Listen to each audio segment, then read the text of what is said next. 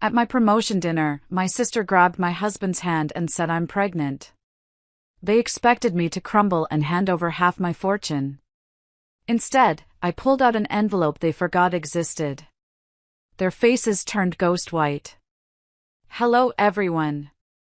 Thank you for being here with me today. Before I begin my story, grab a warm cup of tea and get comfortable. I'd love to know what time of day you're watching this video. Please comment M for morning, A for afternoon, or E for evening. Now, let me take you into this story. Actually, Val, we have some news to share, too. My sister's voice cut through the ambient jazz of the restaurant like a serrated knife. I stopped mid-sentence. My fork, loaded with a piece of expensive sea bass, hovered halfway to my mouth. I looked across the table, expecting to see a smile, maybe an announcement about a new job or a new apartment. Instead, I saw a hand. My sister, Stacy, reached across the white tablecloth. Her fingers, manicured in a bright, aggressive shade of red, locked onto the hand of the man sitting next to her. My husband, Derek. The air in the velvet oak suddenly felt very thin. The clinking of silverware, the murmur of the other diners, the soft patter of the Seattle rain against the windowpane, it all just vanished into a high-pitched ringing in my ears. I watched, paralyzed, as Derek didn't pull away. He didn't laugh it off. He didn't look at me. He just stared at the breadbasket like it was the most fascinating thing in the world, his face a mask of sweaty, guilty terror. Stacy squeezed his hand, a gesture of ownership that made my stomach turn over. She looked me dead in the eye, her chin tilted up in that defiant way she had used since we were teenagers. "I'm pregnant," she said. The words hung there, heavy and toxic. "And it's Derek's." The world stopped. Literally stopped. You know that feeling when you miss a step on the stairs and your stomach drops into your shoes? Multiply that by 1,000,000. That was the moment my life, as I knew it, ceased to exist. Before I tell you what happened next, before I tell you about the screaming, the silence, and the secret envelope that would eventually wipe those smug looks off their faces, I need to back up. I need you to understand how we got here. Thank you so much for joining me today. I really appreciate you taking the time to listen to my story. It's not an easy one to tell, but I think it's important. Before we go on, let me know in the comments where you are listening from. I love seeing how far these stories travel. Now, let's go back to earlier that afternoon. It was a Thursday in November, and Seattle was doing what it does best, raining. But for once, the gray sky didn't bother me. I was driving my Tesla down I-5, the wipers working in a rhythmic hypnotic beat, and I was practically vibrating with energy. I had just come out of a 3-hour meeting with the board of directors at the logistics firm where I've spent the last 7 years of my life. They had finally done it. They had offered me the position of Chief Operating Officer. Cool. I was 32 years old, and I was going to be running operations for one of the biggest supply chain companies in the Pacific Northwest. The new salary package was incredible, nearly double what I was making, plus stock options that would set me up for life. As I navigated the wet streets toward downtown, all I could think about was sharing this with Derek. We had been married for 5 years. 5 years of me working late nights, 5 years of me carrying the financial load while he figured out his career in sales. He had bounced from selling insurance to selling solar panels, and finally to selling luxury cars, though his commissions were always inconsistent. "This changes everything," I whispered to myself, gripping the steering wheel. I had it all planned out. Tonight, at the Velvet Oak, our favorite high-end steakhouse, I was going to buy the most expensive bottle of Cabernet on the menu. I was going to tell Derek that we could finally afford that house on Lake Washington he had been drooling over. The one with the boat dock and the floor-to-ceiling windows. I wanted to see his face light up. I wanted to feel like we were a team, winning together. I arrived at the restaurant 20 minutes early. That's just who I am. I'm Valerie.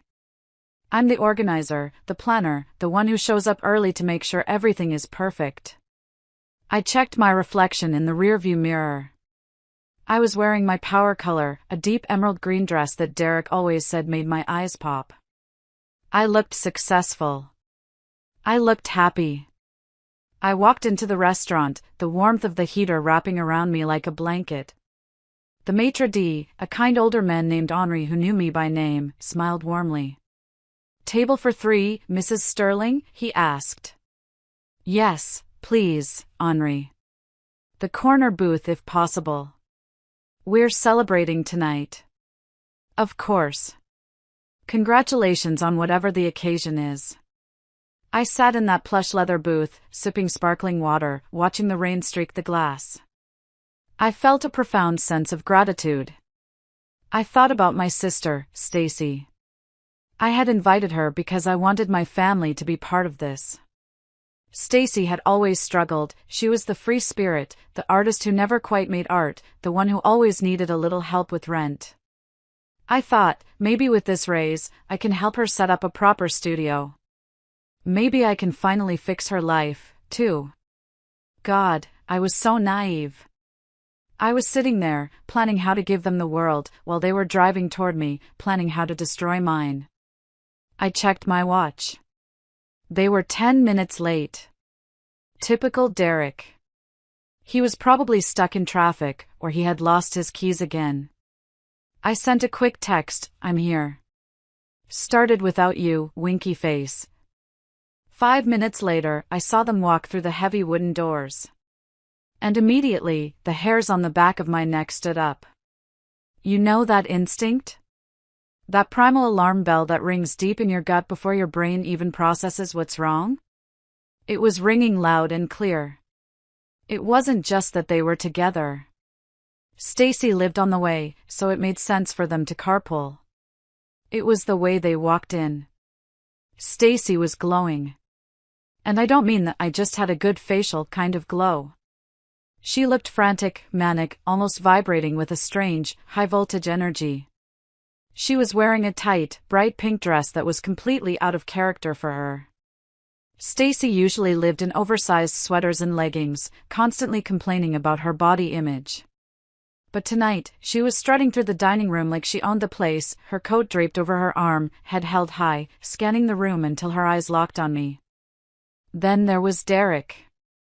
If Stacy looked like she had just won the lottery, Derek looked like he was walking to the electric chair. He was pale. Even from across the room, under the dim, romantic lighting of the restaurant, I could see the sheen of sweat on his forehead. He was fiddling with his tie, loosening it, then tightening it, then loosening it again. He walked a step behind Stacy, his shoulders hunched, his eyes darting around the room as if he were looking for an emergency exit. "Hey! You guys made it." I stood up, putting on my best smile, trying to shake off the sudden cold feeling in my chest. "Val." Stacy squealed, loud enough that a couple at a nearby table turned to look. She rushed forward and hugged me. It was a tight, suffocating hug. She smelled of her usual vanilla perfume, but underneath it, there was something else, the scent of rain and Derek's cologne? I pulled back, trying to read her face. Her pupils were dilated. She was grinning, but it didn't reach her eyes. It was a predatory smile. "Hi, honey," I said, turning to Derek. I leaned in to kiss him on the cheek. He flinched. It was subtle, a tiny jerk of his head, but I felt it. He barely brushed his lips against my cheek, his skin cold and clammy. "Hey, Val," he mumbled, refusing to meet my eyes. He slid into the booth, sitting as far away from me as the leather seating allowed. "Is everything okay?" I asked, sitting back down. The traffic out there looked like a nightmare. "Did you guys get stuck on the bridge?" "Oh, it wasn't that bad," Stacy chirped, sliding in next to Derek. Not across from him. Next to him. We actually stopped for coffee on the way. We needed to talk. Talk? I looked between them. About what? Derek picked up the menu, burying his face in it. "Just family stuff, Val. Don't worry about it. Let's order." I'm starving. But his voice cracked. He didn't sound starving, he sounded like he was about to be sick. The waiter appeared, saving us from the awkward silence. Good evening. Can I start you with a bottle of wine? Yes, I said immediately. We'll take the Camus, please. The special selection. Actually, Stacy interrupted, her voice sharp. No wine for me. Just water with lemon. And Derek shouldn't drink either. He's driving. I frowned. We can Uber home, Stace. It's a celebration. No, Stacy insisted, glancing sideways at Derek. No alcohol. It's better that way. I slowly lowered the wine list. The alarm bells in my head were now a deafening siren. Stacy, who never turned down a glass of free expensive wine, was ordering water. Derek, who loved a scotch to unwind after work, was staring at the tablecloth like it contained the secrets of the universe. Okay, I said slowly. Just sparkling water for the table then. The waiter nodded and retreated, sensing the tension. I took a deep breath. Don't let this ruin the night, I told myself. Maybe they had an argument. Maybe Derek lost a sale at the dealership and he's embarrassed to tell me. I decided to push through.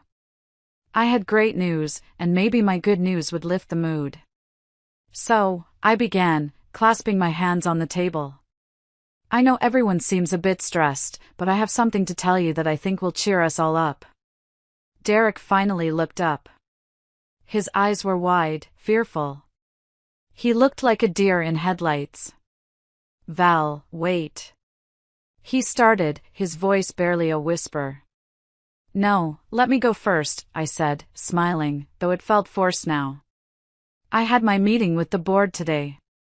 I paused for dramatic effect. Stacy was watching me with that weird, intense smile, tapping her fingernails on the table. Tap. Tap. Tap. It was infuriating. They offered me the COO position, I said, letting the pride seep into my voice. It's official. And the salary increase, guys, it's huge. It's more than I ever imagined. I looked at Derek, waiting for the relief to wash over his face. Waiting for the smile. That means we can do it, Derek, I continued, leaning forward. We can put the offer in on the Lake Washington house. The one with the dock. We can move next month. Derek let out a sound that was half choke, half groan. He closed his eyes. That's great, Val, he whispered. Really great. Great? Stacy let out a short, sharp laugh. It sounded like glass breaking. Of course, it's great. You always win, don't you, Valerie? The big job. The big money. The big house. Her tone wasn't celebratory. It was dripping with venom. Stacy? I asked, confused. What's wrong? She didn't answer me. Instead, she turned her body toward Derek. She reached out her hand, that hand with the aggressive red nails, and covered his hand where it rested on the table. He didn't pull away. My heart hammered against my ribs. What is going on? I demanded, my voice trembling. Stacy looked back at me. The mask of the loving sister dropped completely. In its place was something cold, hard, and triumphant. Actually, Val, she said, squeezing my husband's hand. We have some news to share, too. Time does funny things during a trauma. Scientists say your brain goes into hyperfocus, recording every detail in high definition while simultaneously slowing down perception. I can tell you exactly what the button on Derek's shirt looked like, it was slightly chipped. I can tell you that the table to my left was ordering the ribeye. I can tell you that the rain outside had turned into a downpour, hammering against the glass. We have some news, Stacy repeated. My eyes were glued to their joined hands. It looked so unnatural. My husband's hand, the hand I had held during our wedding vows, the hand I held when his mother passed away, the hand I held just this morning before I left for work, was now interlaced with my sister's fingers. "I'm pregnant," Stacy said. The words landed like physical blows. 1. 2. I blinked. My brain tried to reject the information. Pregnant? Stacy is pregnant? Who is the father? Why is she holding Derek's hand? And, she continued, her voice gaining strength, almost bragging now, it's Derek's. The air left my lungs. It felt like I had been punched in the gut, hard. I opened my mouth to speak, but no sound came out. I looked at Derek, begging him, pleading with him silently to laugh. To pull his hand away. To say, "Val, she's crazy. She's joking. This is a sick prank." But Derek didn't laugh. Derek?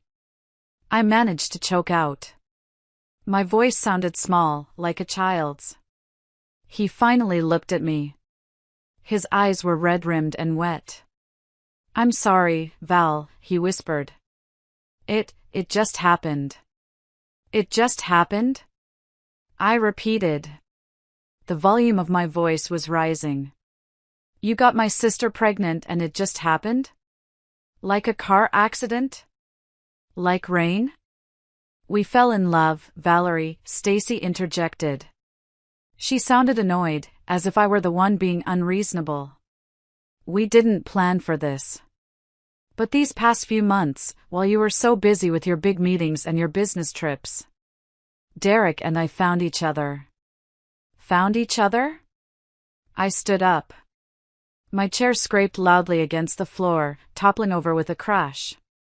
The entire restaurant went silent. Henri, the maitre d', took a step toward us but stopped, sensing the volatility of the situation. "You were sleeping together?" I looked from one to the other. "In my house? While I was at work?" "Not in the house," Derek said quickly, as if that minor detail somehow absolved him of the sin. "At Stacy's apartment." Mostly, I repeated. I felt bile rising in my throat. I grabbed the edge of the table to steady myself. The room was spinning. "Sit down, Val. You're making a scene," Stacy hissed, looking around at the other diners. "They expected you to act like this. Drama queen. Just sit down and let's discuss this like adults." "Adults?" I laughed. It was a hysterical, jagged sound. "You're sleeping with your brother-in-law, and you want to talk about being adults?" "We're a family," Stacy said, and her voice took on a wheedling, manipulative tone that I recognized from our childhood. "And there is a baby coming. Your niece or nephew. We need to figure out how this is going to work." "How this is going to work?" I stared at her. "There is no us, Stacy. There is no figuring this out." "Well, actually, there is," she said, leaning back and resting a hand on her stomach. She couldn't be more than a few weeks along, but she was rubbing her belly like she was 9 months pregnant. "Derek and I want to be together. We're going to be a family. And considering your new promotion." She paused, exchanging a look with Derek. And then the other shoe dropped.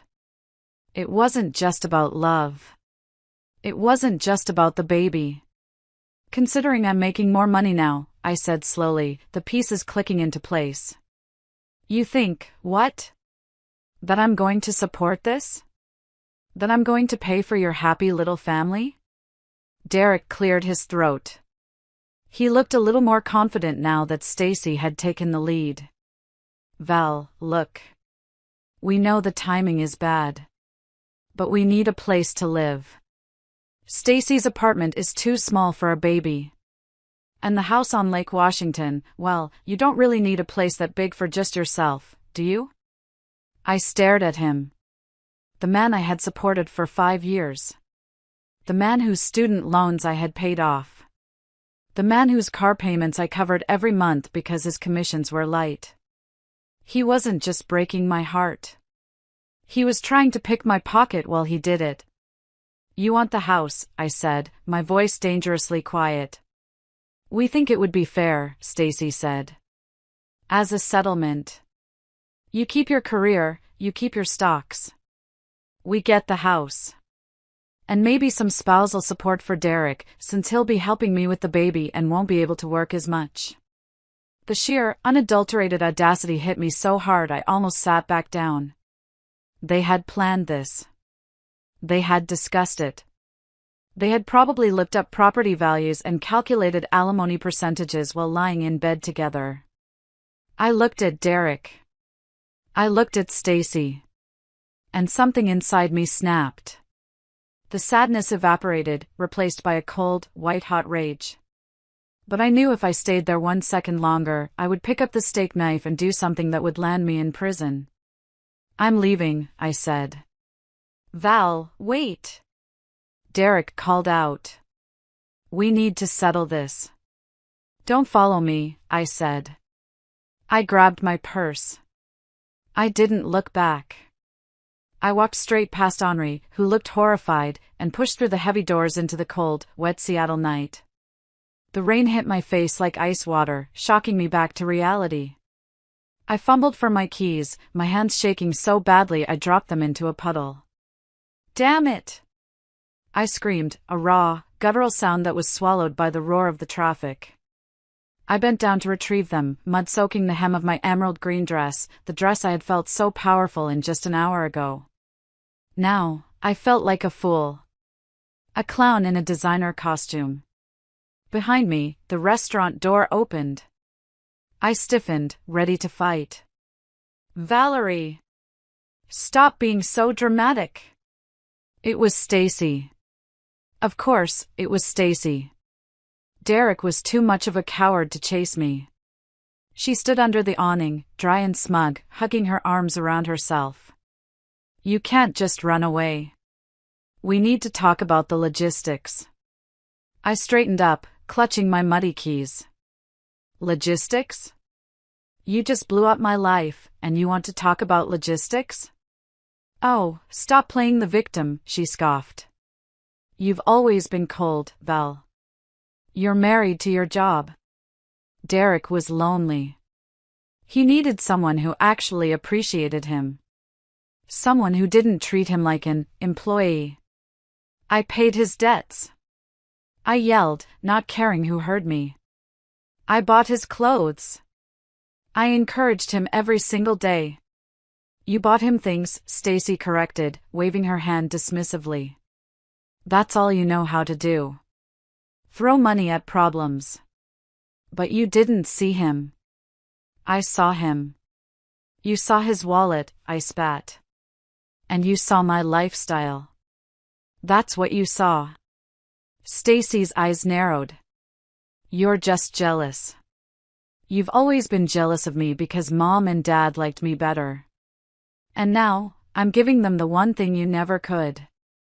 A grandchild." That stung. It was a low blow, aimed with surgical precision. Stacy knew we had been trying, or rather, I had been trying, and Derek had been making excuses, for 2 years. "Go to hell, Stacy," I said, my voice trembling. "We're going to fight for what's fair," she called out as I unlocked my car. "Derek is entitled to half. Washington is a community property state, Val. Half of everything.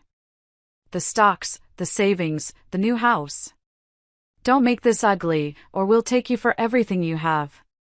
I slammed the car door shut, cutting off her voice. I locked the doors. I sat there in the silence of the Tesla, the rain drumming a frantic rhythm on the roof. My breathing was ragged. Community property state. She was right. Washington laws were strict. Without a prenuptial agreement, assets acquired during the marriage were split 50-50ths. My mind raced. My savings. My retirement accounts. The stock options I had just been awarded. I started the car and peeled out of the parking lot, leaving my sister standing there with a smirk on her face. As I drove, the shock began to morph into something else. Memories started flooding back. Not of the last few months, but of the last few years. The red flags I had ignored. I have to work late tonight, Val. Inventory count. That was a lie. Stacy's car broke down again, I need to go jump it. That was a lie. You're too controlling, Val. You make me feel small. That was manipulation. They had been playing me for a fool. And the worst part? It wasn't just Derek. It was Stacy. My little sister.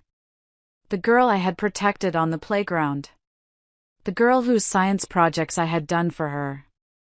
The girl whose rent I had paid 6 times in the last 2 years because the freelance market is tough. She hadn't just stolen my husband. She had been scouting my life.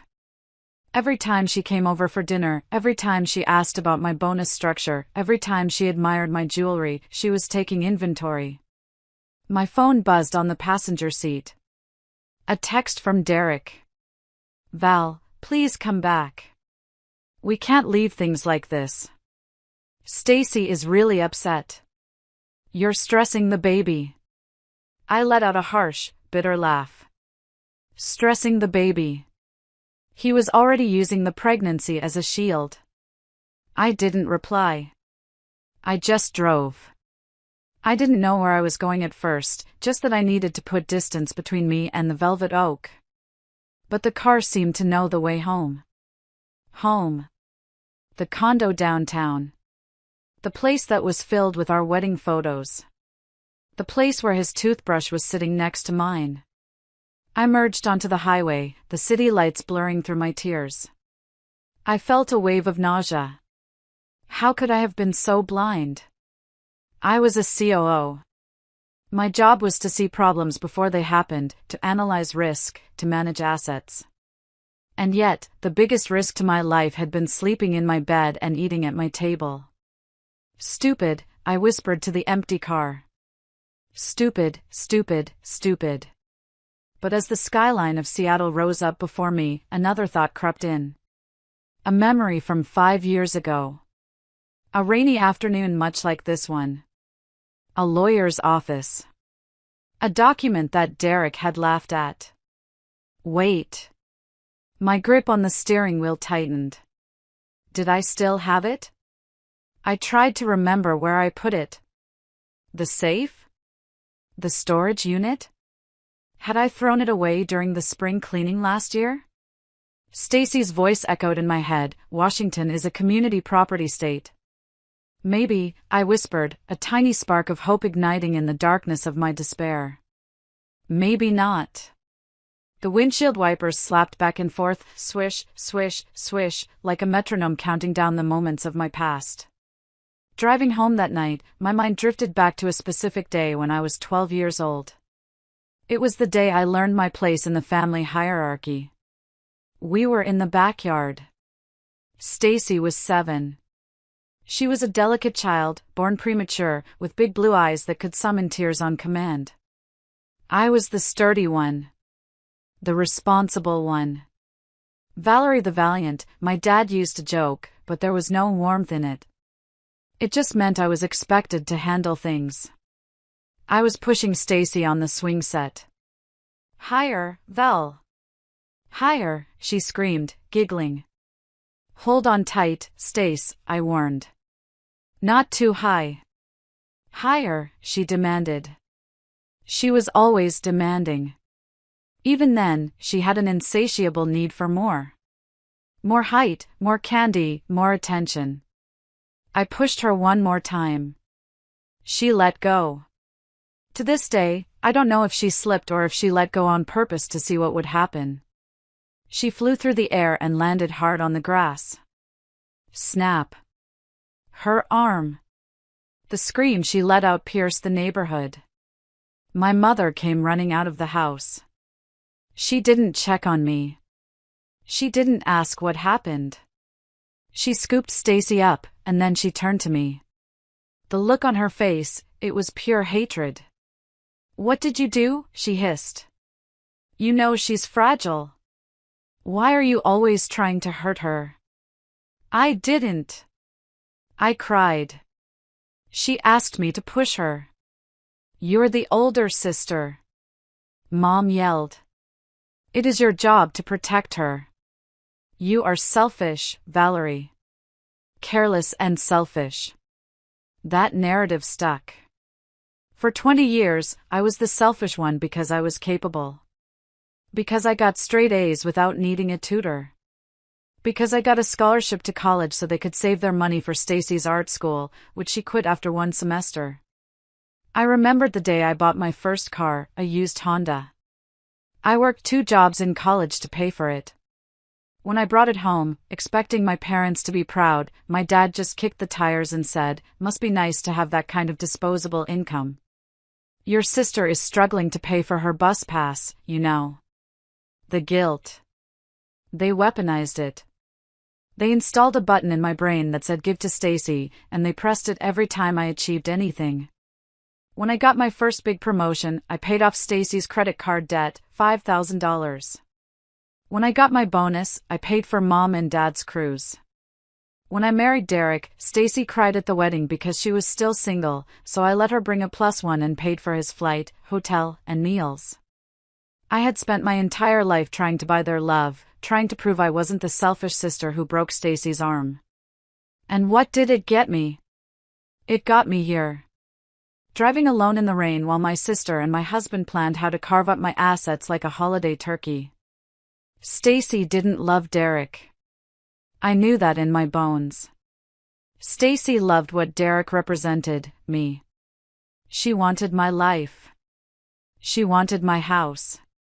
She wanted to be the one sitting in the corner booth at the Velvet Oak.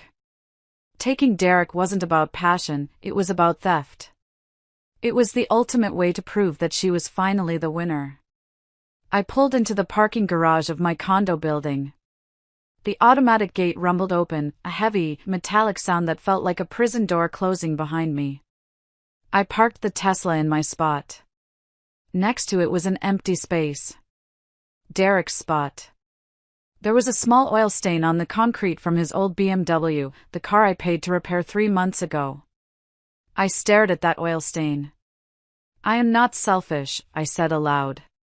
The sound of my own voice startled me. "I am generous. I am loyal. And I am done." I got out of the car. My legs felt heavy, but my mind was starting to clear. The shock was receding, replaced by a cold, calculating clarity. It was the same mindset I used when I had to fire an underperforming vendor or restructure a failing department at work. Analyze the situation. Assess the damage. Mitigate the risk. I walked to the elevator. I pressed the button for the penthouse floor. As the numbers ticked up, a new fear gripped me. What if the document wasn't there? What if Derek had found it? What if, in one of his cleaning moods, which were rare but happened, he had thrown it out? I remembered the day we signed it. 5 years ago. Derek had been hungover. He had been out with his buddies for his bachelor party the night before. He showed up to the lawyer's office smelling of stale beer and mints. "Do we really need to do this, Val?" he had whined, rubbing his temples. "It's so unromantic. It's like you're planning for us to fail." "It's just standard procedure, Derek," I had told him gently. My lawyer insisted. "Because of the condo." "Whatever," he had sighed, grabbing the pen. "I don't care about your money, babe. I just want you." He signed it. He didn't read a single page. He just signed it so he could go home and nap. "Please," I prayed as the elevator doors opened. "Please let me have kept it." I unlocked the front door. The apartment was dark and quiet. The smell of Derek's cologne still lingered in the hallway. I didn't turn on the lights. I walked straight to the master bedroom closet. The condo was silent, but it was a loud kind of silence. It screamed of him. His running shoes were kicked off by the door, muddy, of course. He never cleaned them. His favorite Seahawks hoodie was draped over the back of the sofa. A half-drunk coffee mug sat on the kitchen island, a ring of brown stain forming on the expensive quartz countertop I had paid for. Usually, I would pick these things up. I would wipe the counter, hang up the hoodie, align the shoes. I was the maid, the banker, the cheerleader. Tonight, I looked at that coffee mug and felt a surge of repulsion so strong I almost threw up. I walked past it all. I went into the bedroom. The bed was unmade. Derek had slept late this morning while I was already at the office preparing for my board meeting. The pillows still bore the indentations of his head. I stripped the sheets. I couldn't help it. I tore the duvet off, ripped the pillowcases free, and threw everything into a pile in the corner. I couldn't sleep in sheets that smelled like him. Not anymore. My phone buzzed again. 3:12 a.m. It was Derek. Val, I'm at Stacy's. We need to talk about the condo tomorrow. Since you're getting that huge raise, it's only fair you move out. Stacy needs the space for the nursery. We can figure out a payment plan to buy you out over time, maybe 20 years? Let's be adults about this. I stared at the screen, the blue light illuminating my face in the dark room. He wanted me to move out. He wanted the condo. He wanted a payment plan over 20 years.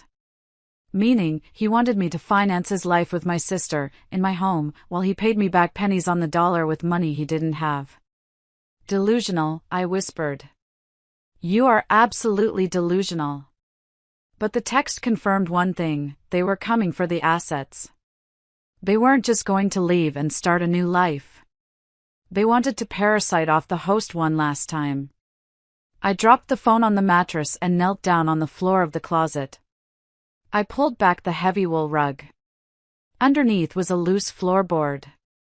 It wasn't a high-tech wall safe behind a painting, it was an old-school floor safe I had installed when I bought the place, before I even met Derek.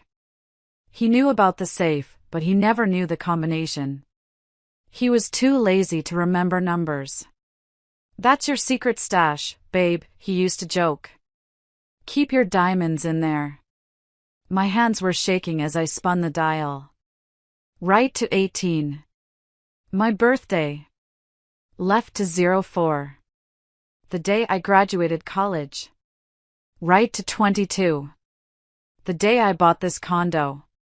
Click. The sound was the most beautiful thing I had ever heard. I lifted the heavy steel lid. Inside were my passport, some emergency cash, my grandmother's pearl necklace, and a thick, manila envelope. I held my breath as I reached for it. The paper felt cool and smooth. It was heavy. I opened the clasp and slid the contents out. Prenuptial agreement between Valerie Sterling and Derek Miller. I flipped through the pages. My eyes scanned the legal jargon, searching for the clauses I hoped were there. It had been 5 years. Memories fade. Had I been soft? Had I given him loopholes? Page 3, Separation of assets. All assets acquired prior to the marriage, and all assets acquired during the marriage resulting from the sole employment or investment of wife, shall remain the sole property of wife. Page 7, The condo. The property located at 1200 Pike Street is designated as separate property of wife. And then, the kicker. The clause I had completely forgotten about. Page 12, the infidelity clause. In the event of dissolution of marriage due to proven infidelity, the offending party forfeits any and all claims to spousal support and agrees to an immediate vacating of the marital residence. I sat back on my heels, clutching the document to my chest. I started to laugh. It was a quiet, shaking laugh that eventually turned into tears, but they weren't tears of sadness. They were tears of relief. Derek hadn't just signed a standard prenup. He had signed a death warrant for his greed. He had been so arrogant, so sure that I would never leave him, or so drunk that he didn't care, that he had waived everything. I had the gun. All I had to do was pull the trigger. But not yet. If I showed them this now, they would panic. They would lawyer up. They would try to claim he was coerced, or that he was intoxicated, which he was, but his lawyer had signed off on it, certifying his competence. No. I needed to trap them. I needed them to admit everything.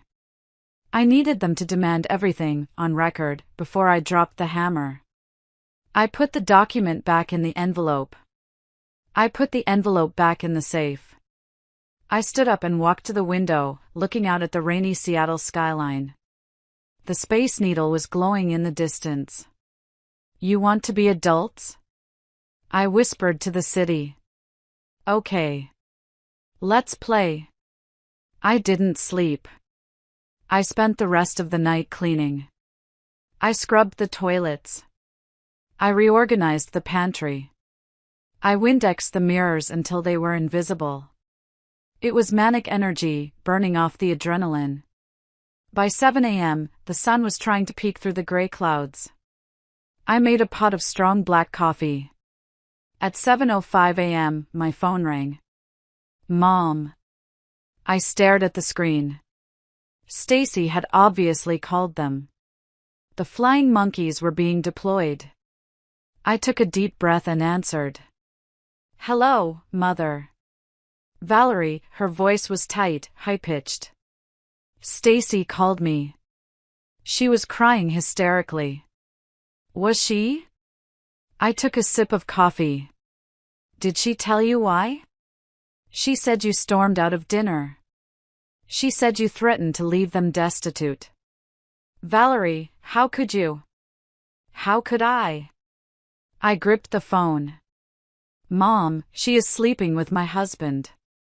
She is pregnant with his child. I know, Mom said, her tone softening into that dismissive boys will be boys voice she used. It's unfortunate. It's messy. But honey, these things happen. Passion happens. You have to understand, Stacy has been very lonely lately. And Derek, well, you know Derek needs a lot of attention. Are you blaming me? I asked, incredulous. Are you actually blaming me for my sister sleeping with my husband? I'm not blaming anyone, she sighed. I'm just saying, you've always been so focused on your career. Maybe if you were home more. Stop, I said. Just stop. Listen to me, Valerie, her voice hardened. What's done is done. There is an innocent baby involved. My grandchild. Your blood. So, you need to step up. You are the successful one. You have millions, Valerie.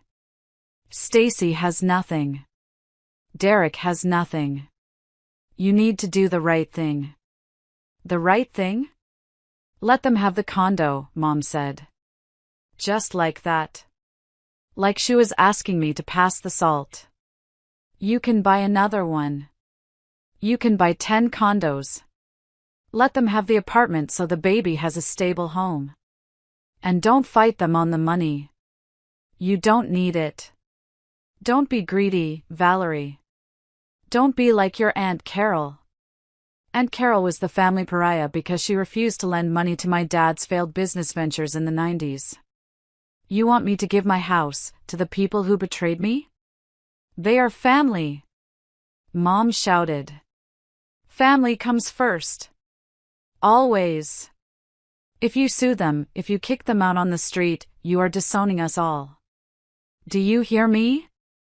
I won't have a heartless daughter. I closed my eyes.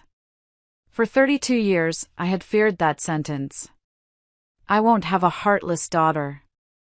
I had run myself ragged trying to avoid it. But today? Today, the words didn't hurt. They just clarified things.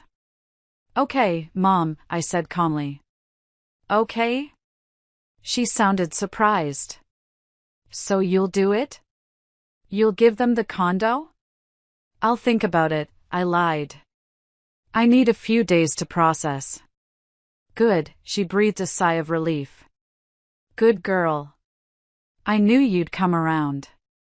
We raised you better than to hold grudges. I'll tell Stacy to call you later to arrange the key exchange.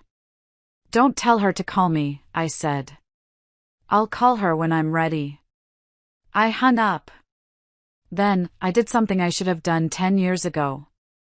I opened my banking app. I went to the standing transfer labeled Mom and Dad Allowance, $1,500 a month. Cancel transfer. Confirm. Then I went to the transfer labeled Stacy Rent Help. Cancel transfer. Confirm. My hands weren't shaking anymore. Family comes first, I repeated her words. You're right, Mom. And from now on, I am my own family.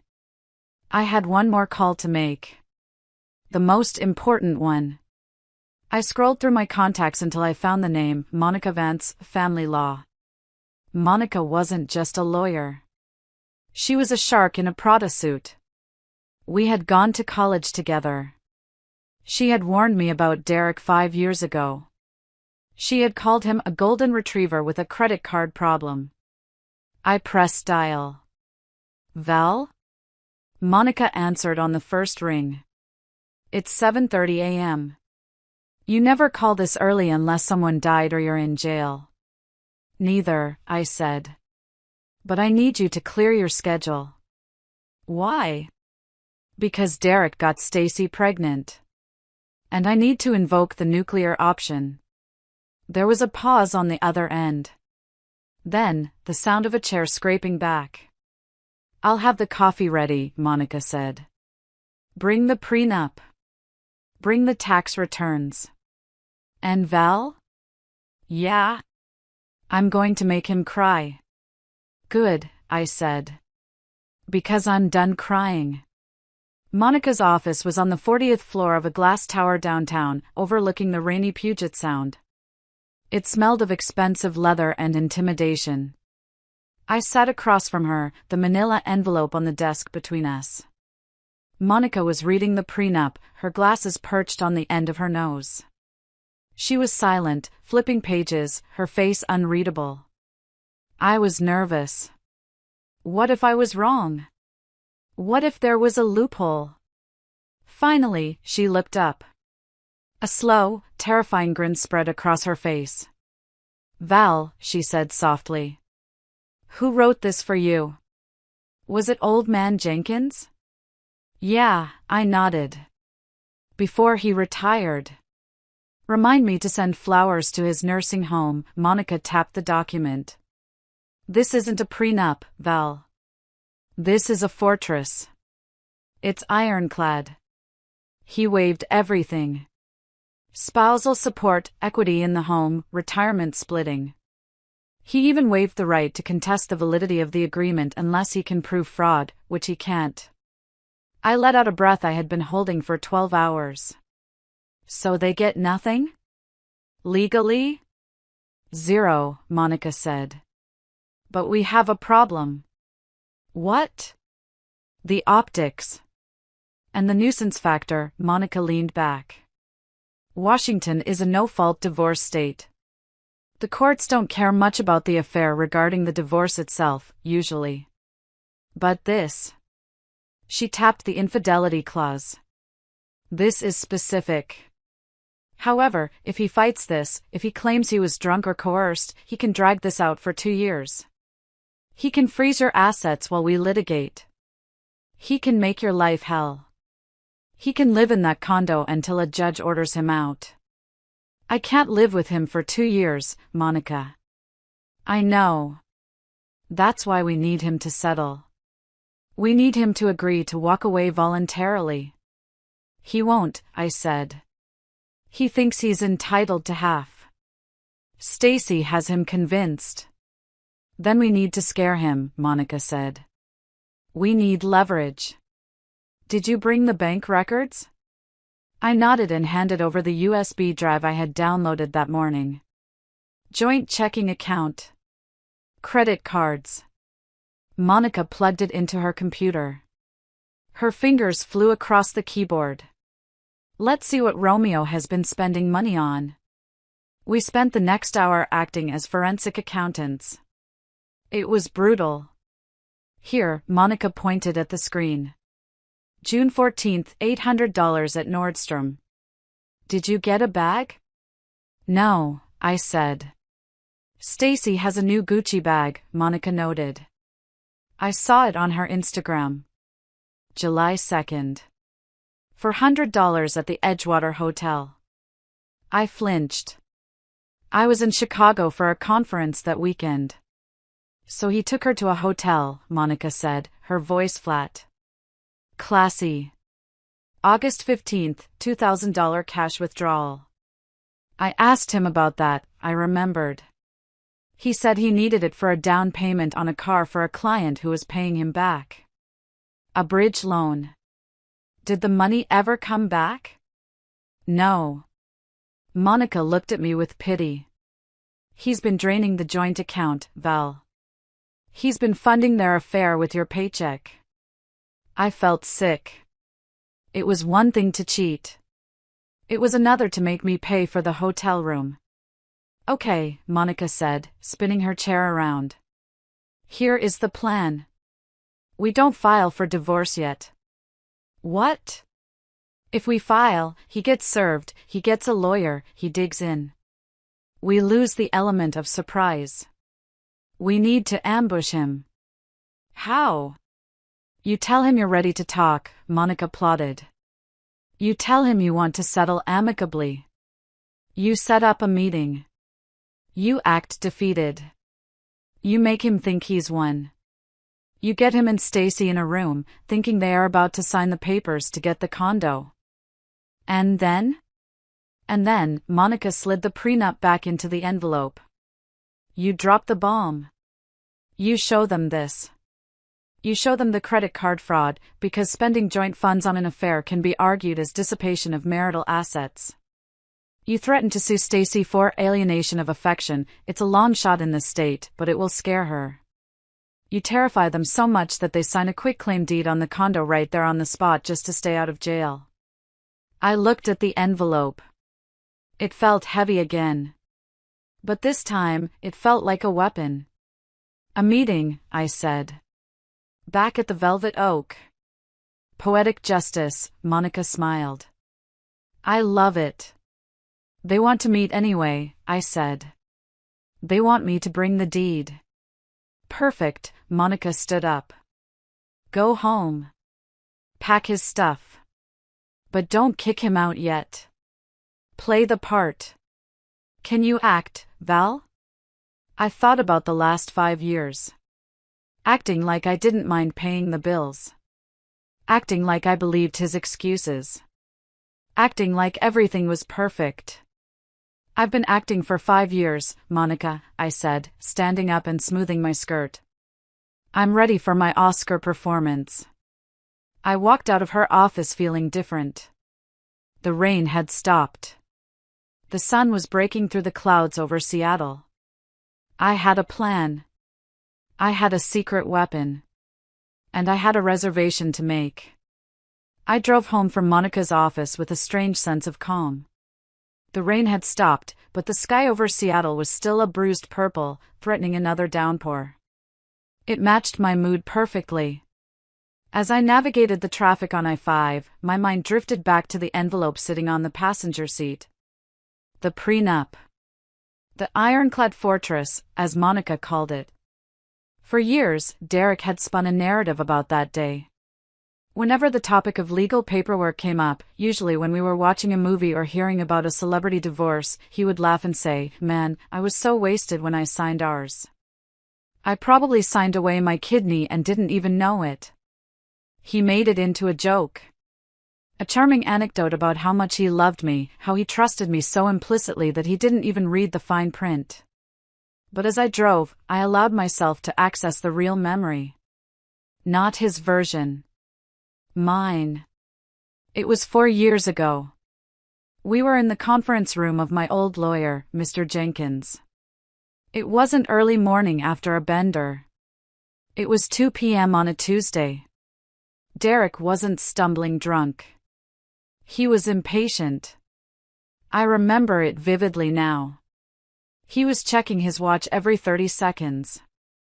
He had a tea time at 3:30 with some guys from the dealership, and he was annoyed that this paperwork was cutting into his leisure time. "Mr. Miller," Mr. Jenkins had said, pushing the document across the mahogany table. "I have arranged for an independent counsel for you, Mr. Henderson here, to review this with you. It is vital that you understand the waivers regarding spousal support and asset separation." Mr. Henderson, a young, earnest lawyer I had paid for to ensure fairness, tried to do his job. "Derek," he said, tapping the document. "You need to look at Article 4. If you divorce, you get nothing of the house. Nothing of her retirement. And you are waiving alimony forever. Given the income disparity, I strongly advise against signing this as is." Derek didn't even look at Mr. Henderson. He looked at me, rolling his eyes. "Babe," he said, that charming grin plastered on his face. "These guys are buzzkills, right? We're getting married. We're going to be together forever. What's mine is yours, what's yours is mine. I don't care about the legal mumbo-jumbo." "It's for my protection, Derek," I had said softly. "And yours." I know, he sighed, grabbing the pen. "I'm signing it because I love you, Val. And because I trust you. And because if I don't leave in 10 minutes, I'm going to miss the back nine." He scribbled his signature. Derek Miller. A sloppy, hurried scrawl. He wasn't drunk. He was arrogant. He was so convinced of his own charm, so certain that he had me wrapped around his finger, that he couldn't conceive of a world where I would actually use this document against him. He thought he was the prize. He thought I was the lucky one to have landed him, the handsome, charismatic salesman, and that I would spend the rest of my life paying for the privilege. He signed away his future because he didn't respect me enough to read the contract. He saw me as a bank account that would never close. I pulled into my parking spot at the condo. The oil stain from his car was still there. "You weren't drunk, Derek," I whispered to the empty garage. "You were just lazy." And that laziness was about to cost him everything. I took the elevator up, clutching the envelope. I felt a new emotion rising up. It wasn't just anger anymore. It was disgust. I realized I had spent 5 years making excuses for a man who couldn't be bothered to read a document that defined his financial life. I had mistaken his incompetence for romance. I walked into the condo. It was quiet. The charity boxes I had started packing were stacked in the hallway. I went to my computer. I had one more task to do before the sun went down. Monica had told me to dig. To find the leverage. We knew about the money he spent on Stacy. But Monica, with her shark-like intuition, suspected there was more. Men like Derek, she had said, are rarely loyal to just one mistress. They need validation like they need oxygen. I sat down at my desk, cracking my knuckles. I had his old iPad. He had upgraded to a new one last month, on my credit card, of course, but he hadn't wiped the old one. He just threw it in a drawer. Laziness. It was his defining trait. I plugged it in. I guessed the passcode on the first try. 1234. I opened the folder labeled Finance, expecting nothing. But inside, buried deep, was an app icon I recognized. Not a banking app. Tinder. And next to it, Bumble. My heart didn't break this time. It hardened. It turned into diamond. I clicked open. The screen flickered to life, and with it, the secret life of my husband spilled out like garbage from a torn bag. I sat there for 3 hours. The sun went down, the city lights of Seattle flickered on outside my window, but I didn't move. I just scrolled. Screenshot. Save. Scroll. Screenshot. Save. It wasn't just Stacy. Stacy was just the one who got caught. Stacy was just the one who was foolish enough to get pregnant. There was Sarah Gym. There was Jessica Coffee Shop. There was Katie Lincoln Client. The messages went back years. Years. While I was working late to secure the promotion that paid for his lifestyle, he was copy-pasting the same pickup lines to dozens of women. To Sarah, my wife doesn't understand me. We're more like roommates. I need someone who sees the real me. To Jessica, I'm stuck in a loveless marriage for the sake of appearances. But when I saw you, I felt a spark I haven't felt in a decade. To Katie, she's a workaholic. She's cold. I'm just a guy looking for a little warmth. He painted me as the Ice Queen, the villain in his tragic life story. He used me to get sympathy sex. But the most pathetic part? The most gut-wrenching realization? Stacy wasn't special. I found his messages to Stacy. They started 6 months ago. Derek, hey Stace, Val is working late again. You want to come over and help me fix the sink? Stacy, LOL. You're bad. What if she comes home? Derek, she won't. She's married to the office. Come on. I bought that wine you like. He used the same lines on my sister that he used on the random girls from Tinder. He didn't fall in love with her. He didn't have a soul connection. He was just bored, horny, and she was convenient. She was there. She was insecure. She was easy prey. And Stacy? Reading her replies made my skin crawl. She wasn't a victim of his charm. She was an active participant in my humiliation. Stacy, you deserve so much better than her, Derek. She thinks she's so superior just because she makes money. I'd treat you like a king. Derek, you already do, babe. You're the only one who gets me. I laughed out loud in the empty apartment. A harsh, barking sound. Gets him? She didn't get him. She was just the only one dumb enough to buy his act without a credit check. Then I found the messages from 2 months ago. The pregnancy scare. Stacy, I'm late. I think I'm pregnant. Derek, F*****. Are you sure? You said you were on the pill. Stacy, I forgot a few days. Don't be mad. This could be a good thing, Derek. Think about it. Val just got that promotion. If we play this right, we can get set up. Derek, what do you mean? Stacy, I mean, she'll feel guilty. She's obsessed with family. If we present a united front, if we say we're in love, she might just give us the house to make the problem go away. She hates scandal. There it was. In black and white. It wasn't an accident. It wasn't a miracle baby. It was a strategy. Stacy had trapped him, and then together, they had conspired to trap me. I felt a tear slide down my cheek, but it wasn't for the loss of my marriage. It was for the loss of my sister. I realized in that moment that the little girl I pushed on the swing set was dead. She had been replaced by this monster who viewed my pain as a business opportunity. I saved everything. I backed it up to the cloud. I backed it up to a USB drive. I emailed it to Monica. I stood up and walked to the kitchen. I poured the rest of Derek's expensive scotch down the sink. The smell of the alcohol filled the air, pungent and sharp. You wanted scandal, Stacy? I whispered as I watched the amber liquid disappear down the drain. You wanted to leverage my fear of a scene? I rinsed the glass and set it on the drying rack. Be careful what you wish for. I picked up my phone.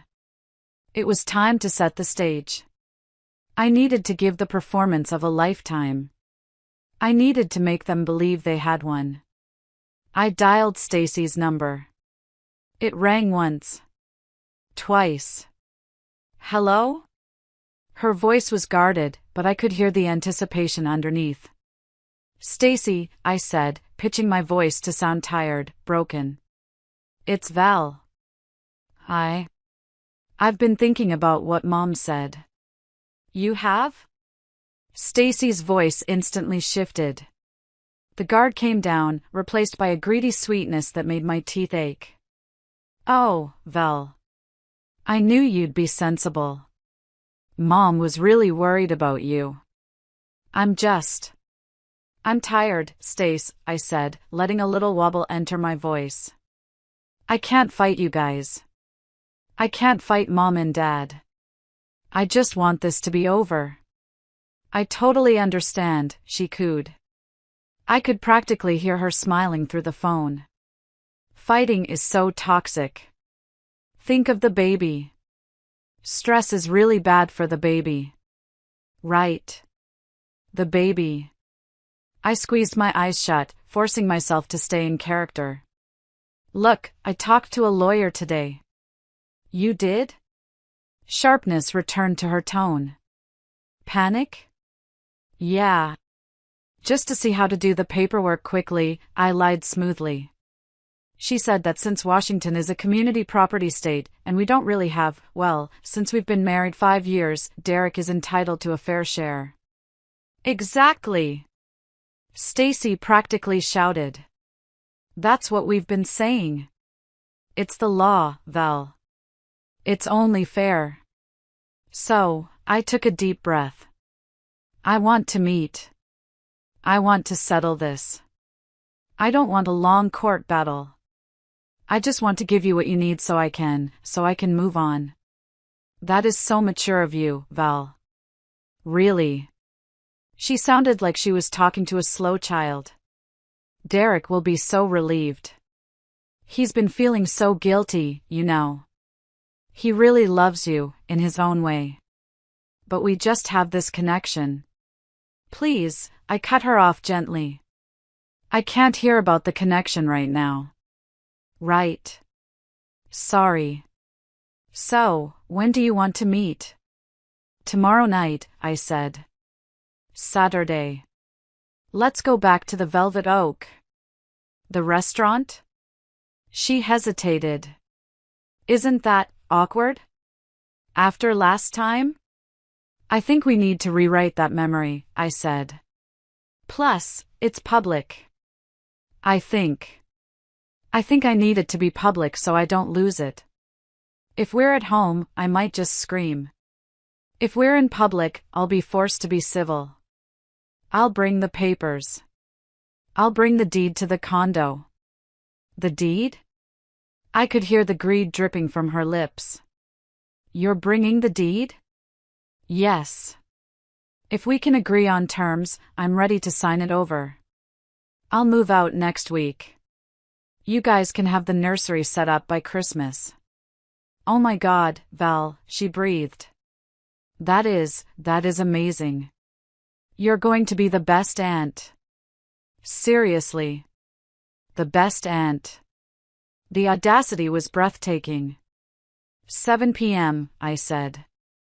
Don't be late this time. We won't. We'll be early.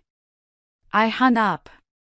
I dropped the phone onto the sofa as if it were contaminated. My hands were shaking, not from fear, but from the sheer effort of holding back my rage. I had done it. They were taking the bait.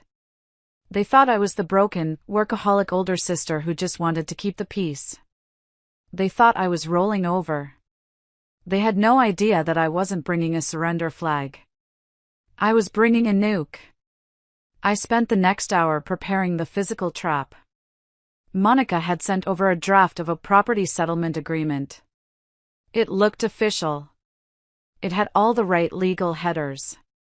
But the content? It was nonsense. It was a dummy document designed to keep them busy reading while I prepared the real blow. Then, I prepared the real document. The prenup. The credit card statements highlighting the hotel rooms. The text messages printed out in full color. The printouts of Derek's Tinder profile. I put them all in separate, color-coded folders inside my briefcase. Blue for the prenup. Red for the fraud. Black for the texts. I felt like a general arranging my troops. My phone buzzed again. It was Derek this time. Stacy told me the news. Thank you, Val. You're doing the right thing. I know this is hard, but we'll always be family. I promise I'll take good care of the condo. I didn't reply. I just starred the message. Evidence. Evidence of his entitlement. Evidence that he truly believed he was going to walk away with my life's work.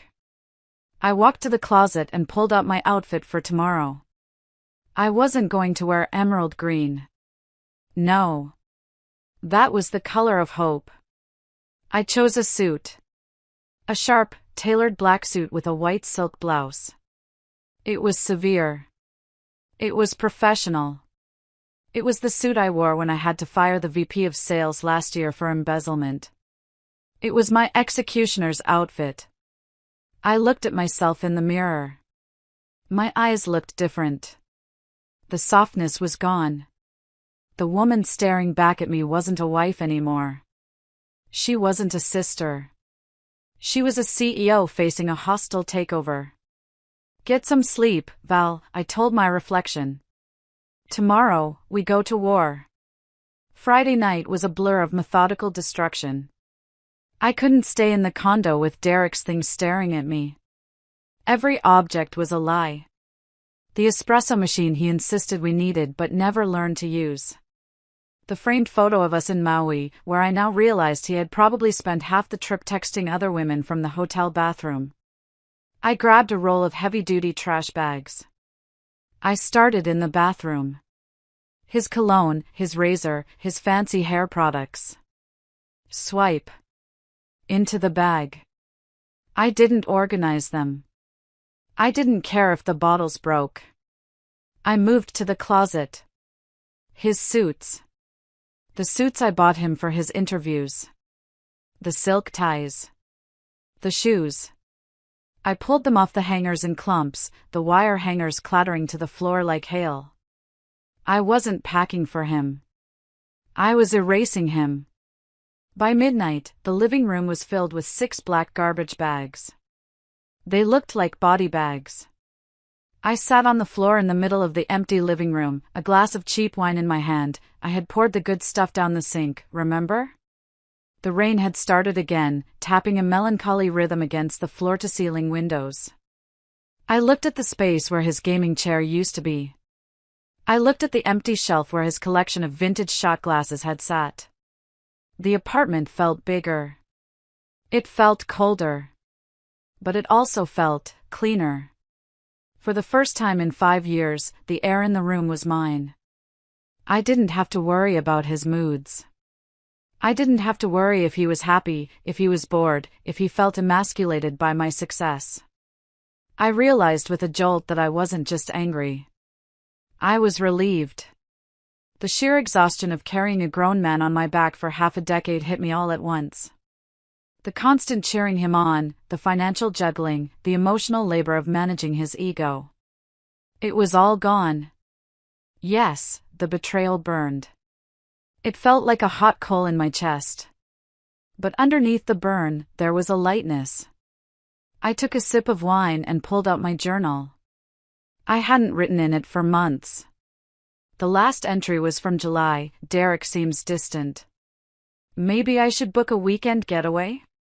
Am I working too much? I looked at that entry and felt a surge of pity for the woman who wrote it. She was trying so hard. She was blaming herself for a ship that was sinking because the captain was drilling holes in the hull. I picked up my pen and wrote a new entry. November 14th. The dead weight is gone. It hurts, like ripping off a bandage that's been stuck to a wound for too long. But the wound can finally breathe. Tomorrow, I face them. I'm not doing it for him. I'm not doing it for Stacy. I'm doing it for the 12-year-old girl who took the blame for the broken arm. I'm doing it to prove to myself that I am not a doormat. I am the CEO of my own life. And I am firing the board. I closed the journal. I walked to the window and looked down at the city. Seattle was beautiful in the rain. The lights blurred into streaks of gold and red. Somewhere out there, in a cramped apartment or maybe a cheap hotel, Derek and Stacy were probably celebrating. They were probably toasting to their victory, planning how to decorate the nursery in my second bedroom. They were sleeping soundly, wrapped in the comfort of their delusion. Sleep tight, I whispered. Because tomorrow, you wake up. I turned off the lights, leaving the garbage bags in the hallway. I went to the guest bedroom, my room now, and climbed into the fresh, crisp sheets. I thought I would toss and turn. I thought I would cry. But strangely, I fell asleep almost instantly. It was the deep, dreamless sleep of a soldier the night before the final battle. 7 p.m. The Velvet Oak. I arrived at 6:55. Punctuality is a power move. I wanted to be seated, settled, and sipping my water when they arrived. I wanted them to walk into my space. Henri, the maitre d', looked nervous when he saw me. Mrs. Sterling, he said, his voice hushed. Are you sure about this? After the incident on Thursday? I'm sure, Henri, I gave him a dazzling, razor-sharp smile. We're just tying up some loose ends. Business. He led me to the same corner booth.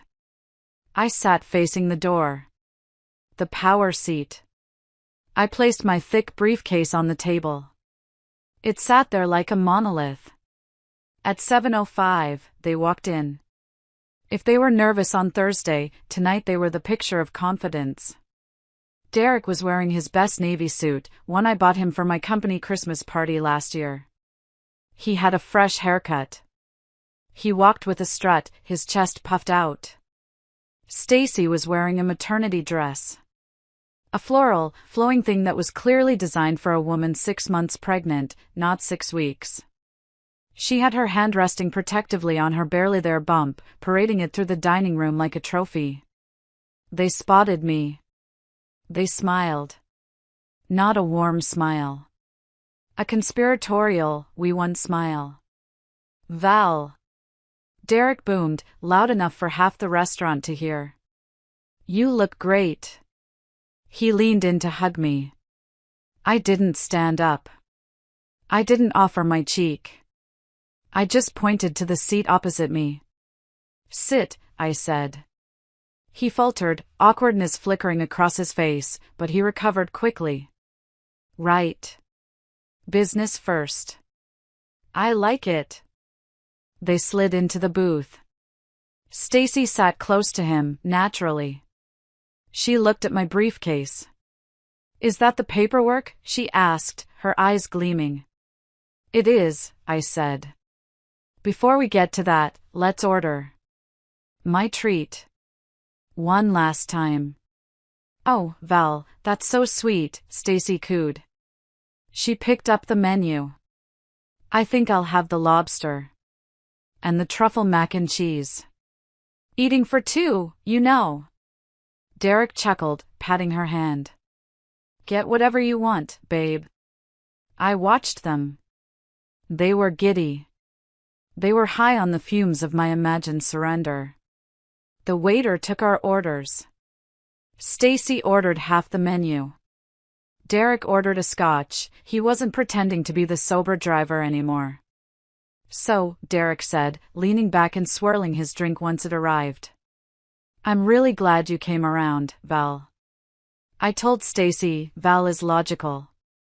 She'll see that this is the best solution for everyone. Logical, I repeated. Yes. I am logical. And about the support, Derek continued, his confidence growing with every sip of scotch. We were thinking, since you're keeping your 401k and your stock options, which are worth, what, $500,000? 700,000, I corrected calmly. Right, 700, his eyes widened greedily. Since you're keeping all that, we think it's fair that you pay spousal support of, let's say $2,500 a month? Just for 3 years. To help us get on our feet. You know, with the baby and Stacy not working. Stacy nodded vigorously. It's the standard of living thing, Val. Derek is used to a certain lifestyle. The law says you have to maintain that. I stared at them. They wanted the condo. They wanted the furniture. And they wanted me to write them a check for $2,500 every month for the privilege of them living in my house. So, let me get this straight, I said, my voice smooth as silk. You want the deed to the condo, fully paid off. You want the furniture. And you want $90,000 in alimony over 3 years. It sounds like a lot, Derek said, putting on a fake sympathetic face. But compared to your salary? It's nothing. You make that in a week. And in exchange, I said, you will sign the divorce papers uncontested? You will leave me alone? Absolutely, Stacy said. We'll disappear. We just want to be a happy family. Derek reached into his jacket pocket and pulled out a pen. A Mont Blanc pen. My Mont Blanc pen that went missing 3 weeks ago. So, he said, clicking the pen. Where do we sign? Do you have the deed? I looked at the pen. I looked at his smug face. I looked at Stacy's hand rubbing her non-existent bump. The anger was gone. It was replaced by a cold, thrilling anticipation. It was the feeling of standing at the top of a roller coaster right before the drop. I reached for my briefcase. I unclicked the latches. Click. Click. The sound echoed in the sudden silence of the table. They leaned forward, like hungry dogs waiting for a scrap. I paused, my hand hovering over the leather flap. I looked Derek directly in the eyes. Before I give you this, I said, my voice dropping an octave. I need to ask you one question, Derek. Do you remember the documents you signed 4 years ago? The ones you called boring legal stuff? Derek frowned, confusion clouding his confident features. What? I don't know. What does that have to do with anything? Just give me the deed, Val. I smiled. And this wasn't my fake smile. This was real. If you are still listening to this point, please help me by liking this video and commenting the number 1 below. It lets me know that you are amazing, and I understand that you are accompanying me on this journey. Your help is a huge encouragement to me. Please comment 1 so I can recognize you, and now, listen to me tell the rest of my story. I pulled the blue envelope out of the briefcase. I placed the blue envelope on the table. It hit the wood with a heavy thud. Derek stared at it. It wasn't the deed. It wasn't a check. It was a thick, legal-sized packet with the seal of our old law firm on the front. What is that? Stacy asked, her nose wrinkling. Open it, I said to Derek. He hesitated. The arrogance was flickering, replaced by a dawn of unease.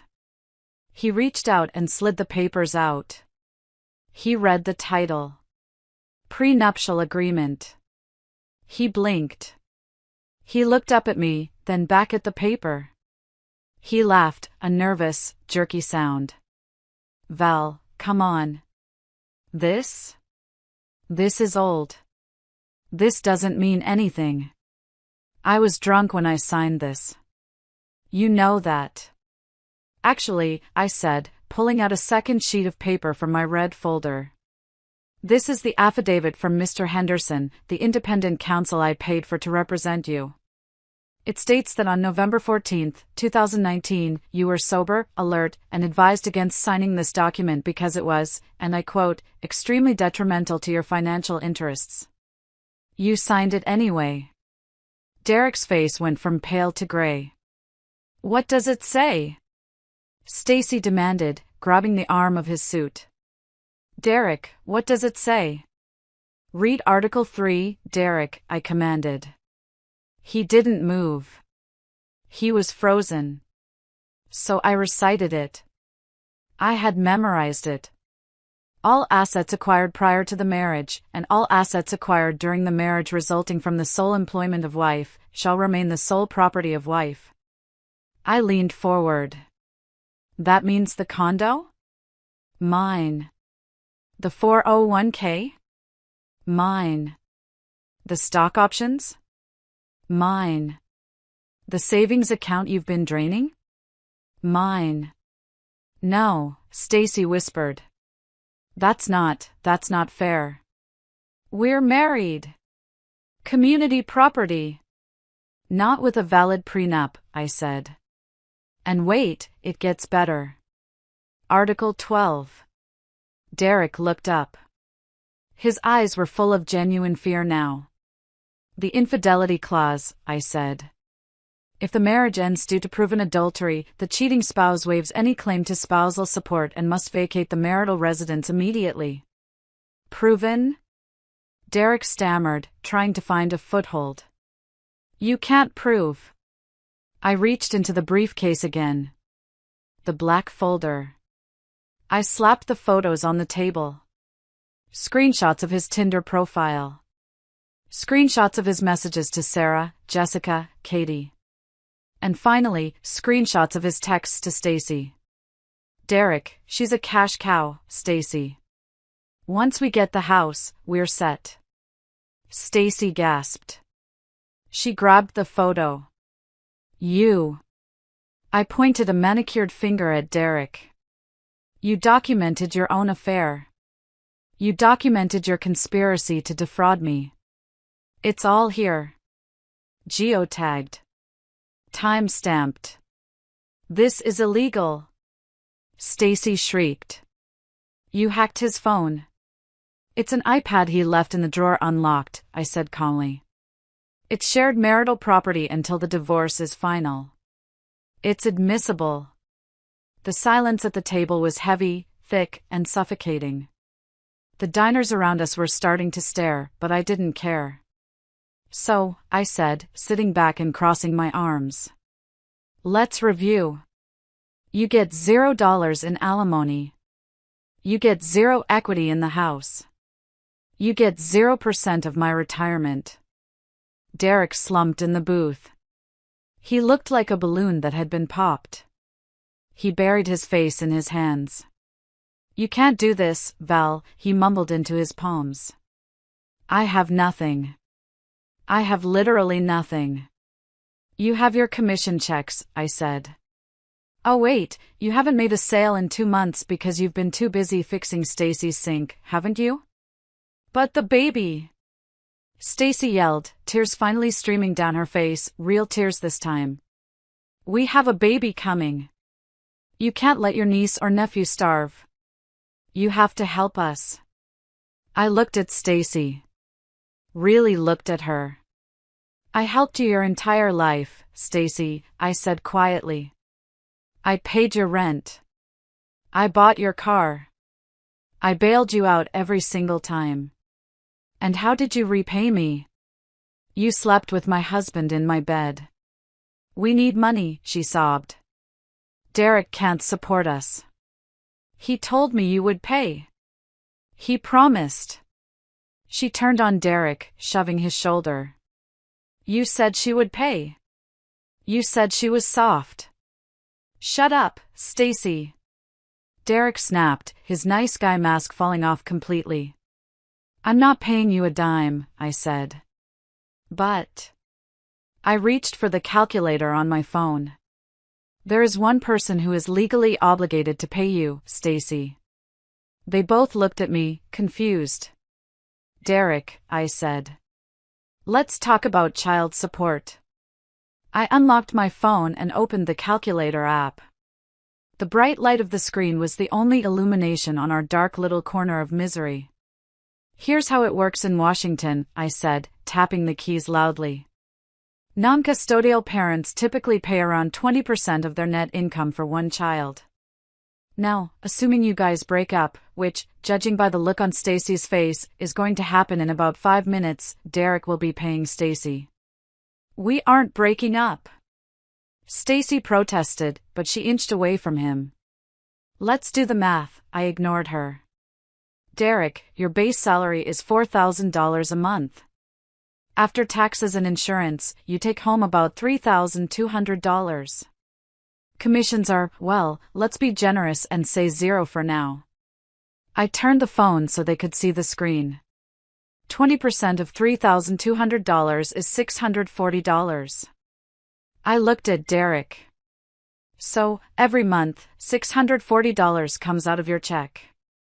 That leaves you with $2,560. I looked at Stacy. And Stacy, you get $640. That won't even cover diapers and formula, let alone rent in Seattle. The average one-bedroom apartment here is $1,800. I looked back at Derek. And for you, Derek? $2,560. Good luck finding an apartment, paying for your car lease, insurance, food, and gas on that. You'll be living in your car within 3 months. Derek stared at the numbers. His jaw was hanging open. The reality of his financial incompetence was finally hitting him. He had lived on my subsidized income for so long he had forgotten what things actually cost. Val, he whispered, his voice cracking. Please. You can't leave me like this. I'm your husband. Ex-husband, I corrected.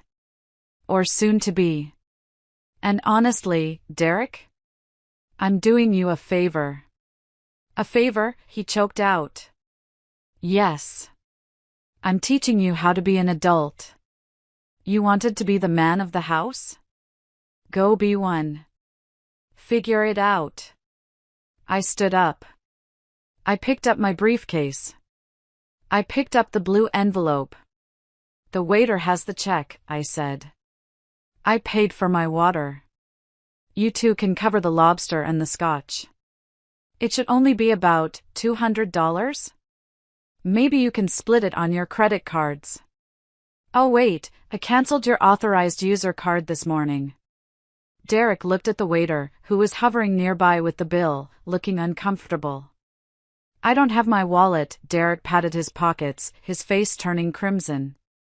I left mine in the car, Stacy lied, looking panicked. Sounds like a personal problem, I said.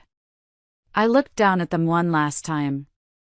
The handsome man I thought I loved, now reduced to a sweaty, panic-stricken mess. The sister I adored, now just a greedy, pregnant girl realizing she had bet on the wrong horse. Goodbye, Derek. Goodbye, Stacy. My lawyer will be in touch on Monday. Don't come to the condo. I changed the locks an hour ago. I turned and walked away. Behind me, the explosion finally happened. You idiot! Stacy screamed, loud enough for the whole restaurant to hear. You said you read the contract. You said we were safe. Shut up! Derek yelled back. You're the one who told me to get her pregnant. This was your idea. Sir. Ma'am. The waiter's voice rose. You need to pay this bill. I pushed through the heavy wooden doors of the velvet oak and stepped out into the night. It was raining again. But this time, I didn't run. I walked. I let the rain hit my face. It felt clean. It felt like a baptism. I walked to my car, got in, and for the first time in 5 days, I turned on the radio. I blasted music all the way home. I was alone. I was single. And I was free. Of course, it didn't end that night. Narcissists don't go down without a fight, they just flail harder. Derek found a lawyer. Not a good one, he couldn't afford a good one, but a guy from a strip mall billboard who promised to fight for men's rights. On Monday morning, Monica called me. So, she said, sounding amused. Derek's lawyer filed a motion. They are contesting the prenup. They're claiming duress and mental incapacitation due to alcohol. We expected that, I said, sipping my coffee in my quiet, peaceful office. Yes. But here's the fun part. They are also asking for emergency temporary spousal support while the case is pending. He wants $3,000 a month. He's dreaming. He is. But we have to go to a hearing. The hearing was 2 weeks later. I walked into the courtroom in my executioner's black suit. Derek was there, wearing a suit that looked rumpled. He looked like he hadn't slept in days. Stacy wasn't there. Apparently, trouble in paradise had already started. Derek's lawyer, a sweaty man with a bad comb-over, stood up and gave a passionate speech about how I was a predatory corporate shark who had tricked my simple, loving husband into signing away his rights while he was inebriated. Then, Monica stood up. She didn't give a speech. She just handed the judge a packet. Exhibit A, the affidavit from Mr. Henderson, Derek's independent counsel. Exhibit B, a text message thread from the day of the signing that I had found on his iPad. Derek to best friend, November 14, 2019. Just signed the prenup. Whatever. She's loaded and obsessed with me. I'll never need to work again. Time to golf. The judge, a stern woman with glasses, read the text. She looked at Derek. She looked at his lawyer. Mr. Miller, the judge said, her voice dry. You texted this 20 minutes after signing the document? Derek stared at his shoes. I was joking. It doesn't sound like a joke. It sounds like a man who was perfectly aware of what he was doing and simply didn't care. The judge banged her gavel. Motion for temporary support denied. The prenuptial agreement stands. The divorce will proceed according to the terms of the contract. Case closed. Derek looked at me as the bailiff ushered us out. There was no anger in his eyes anymore. Just desperation. Val, he tried to grab my arm in the hallway. Val, please. I'm living in a Motel 6. Stacy is crazy. She throws things. I can't do this. I pulled my arm away. You have a sales job, Derek. Go sell some cars. I got fired, he admitted, his shoulders slumping. I was late too many times. I was distracted. Not my problem, I said. But the baby. The baby is innocent, I said. And when the baby is born, if Stacy needs diapers, I will send diapers directly to her house. But I will not give you cash. Ever. I walked away. The sound of his clicking heels following me stopped. He knew it was over. The divorce was finalized 60 days later. It was the fastest, cleanest legal separation Monica had ever seen, purely because the prenup left zero room for negotiation. Derek got his car, which I stopped paying for, so he had to sell it 2 months later. He got his clothes. He got his debt. I got the condo. I got the stocks. I got my life back. But the family drama wasn't done. The flying monkeys were gathering for one last assault. 2 days after the divorce was final, my assistant buzzed me at work. Valerie? Security is here. They say your parents are in the lobby and they're escalating. I sighed. Send them up. But keep security outside the door. 5 minutes later, my office door burst open. My mother stormed in, followed by my father. They looked furious. You heartless witch! Mom screamed, throwing her purse on my desk. You actually did it! You left him homeless. You left your pregnant sister in a trailer.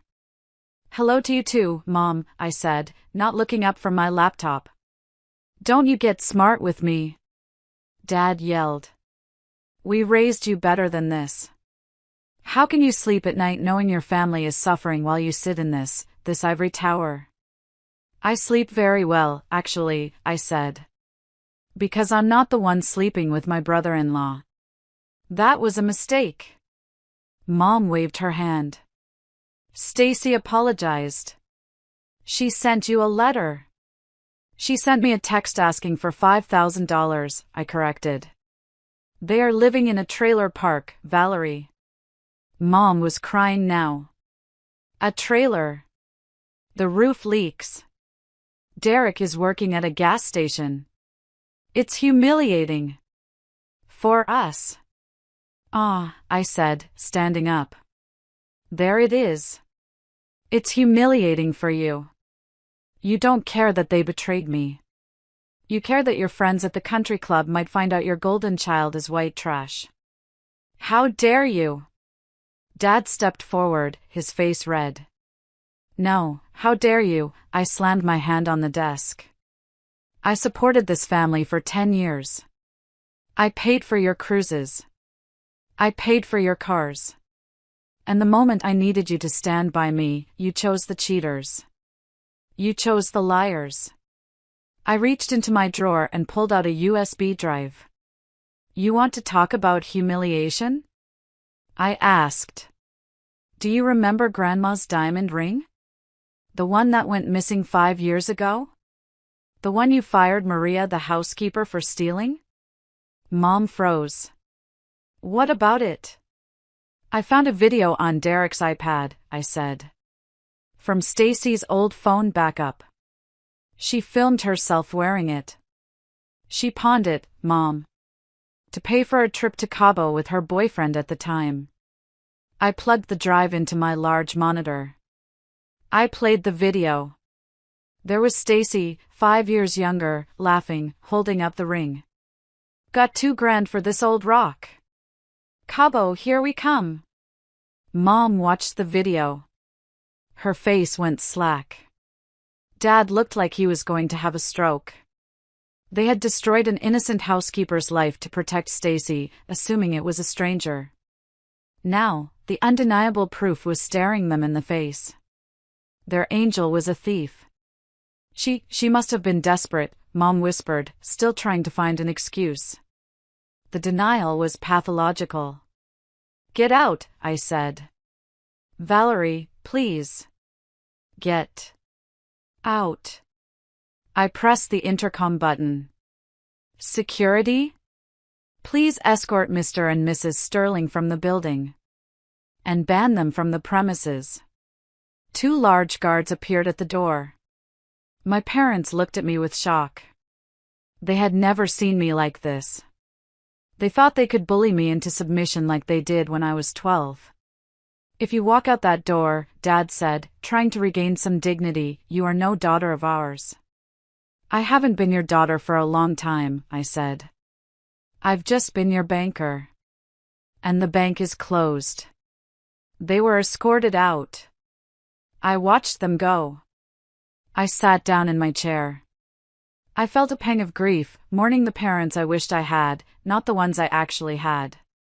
But mostly, I felt lighter. The final cord was cut.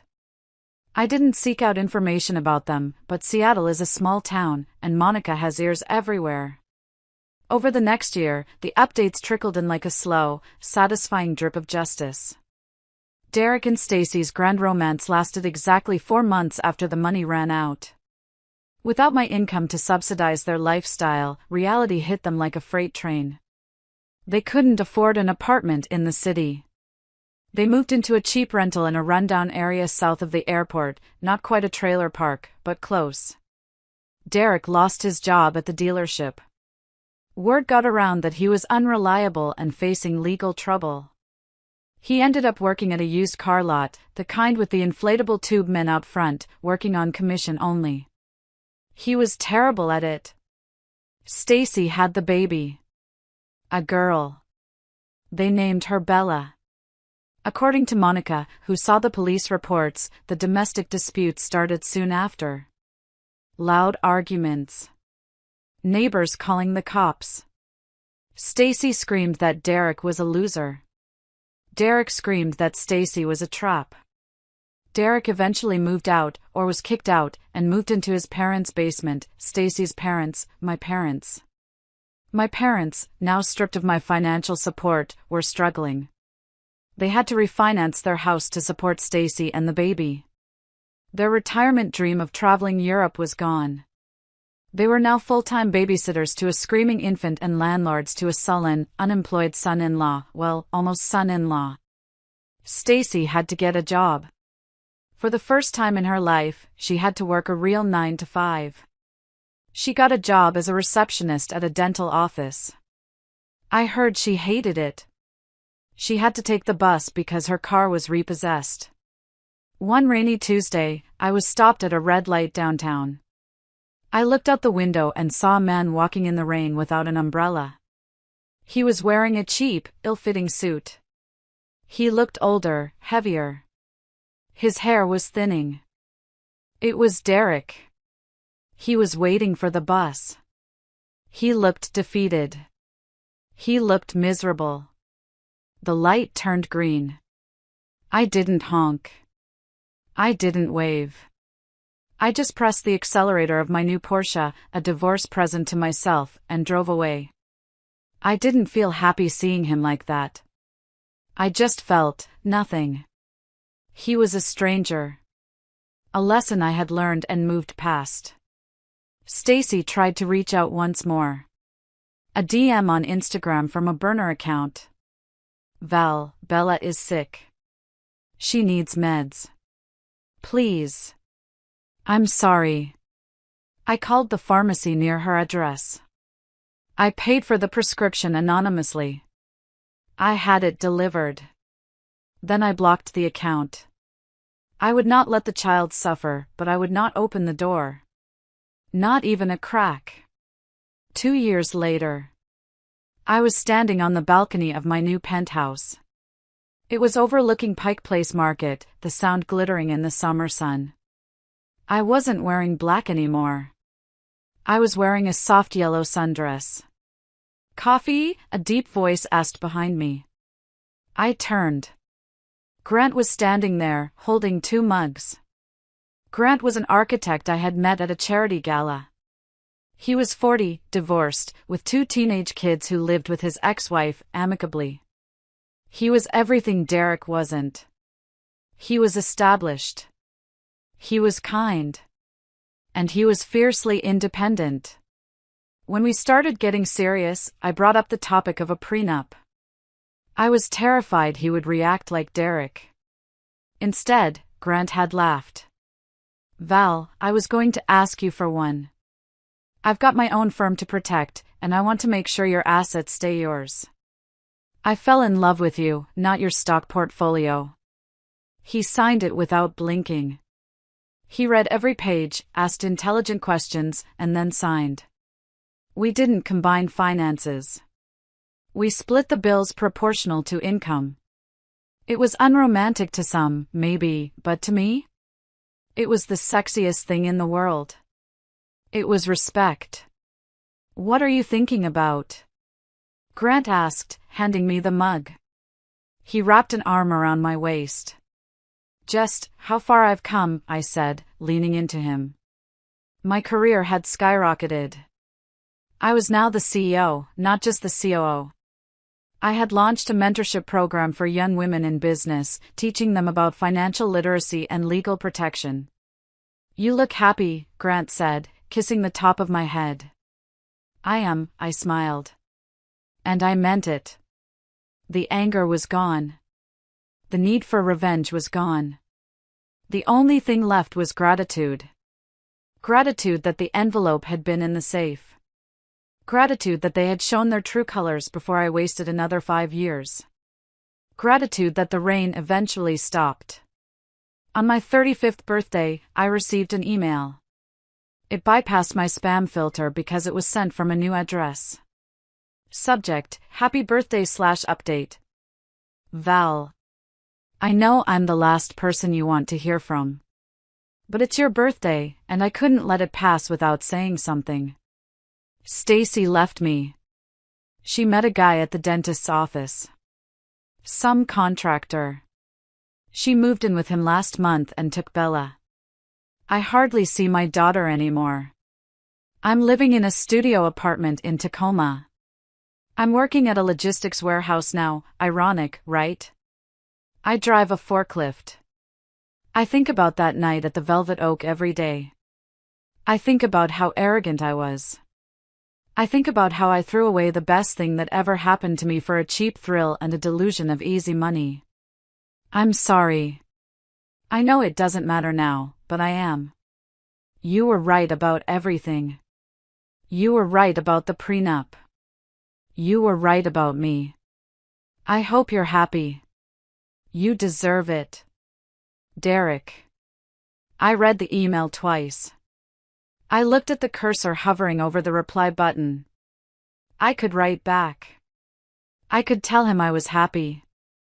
I could tell him about Grant. I could tell him that I forgave him, or that I hated him. But then I realized he didn't deserve my words. He didn't deserve my energy. He was a ghost. I moved the mouse. Delete. Block sender. I closed the laptop. Grant walked into the room, holding a garment bag. Ready for dinner? The reservation is at 7 o'clock. Where are we going? I asked, standing up. I found this new Italian place, he said. Or we could go to the Velvet Oak if you're feeling nostalgic? I laughed. A real, deep, belly laugh. No, I said, taking his hand. Let's go somewhere new. I'm done with the past. We walked out of the penthouse, leaving the computer, the email, and the memories in the dark. Thank you for listening to my story. It wasn't an easy journey, but it taught me that sometimes, the people we trust the most are the ones who teach us the hardest lessons. And sometimes, a piece of paper in a safe is worth more than 1,000 I love yous. If you enjoyed this story, please don't forget to like the video and subscribe to the channel. And tell me in the comments, have you ever discovered a secret that saved you from a terrible mistake? I'd love to hear your stories. Stay strong, stay smart, and always read the fine print. Valerie's journey reminds us that sometimes the most valuable asset we possess isn't found in our bank accounts or property deeds, it's the courage to recognize our own worth. In a world where family dynamics and relationships can become distorted by manipulation and greed, her story stands as a powerful testament to the importance of establishing healthy boundaries. The prenuptial agreement wasn't just a legal document, it was a symbol of self-respect that ultimately became her shield against those who sought to exploit her generosity. What makes this narrative particularly compelling is how Valerie transformed her pain into purpose. Rather than allowing betrayal to embitter her, she used it as a catalyst for growth, creating mentorship programs to empower other women with financial literacy. Her evolution from a people-pleaser desperate for family approval to a confident leader who values authentic connections represents the kind of personal development many of us aspire to achieve.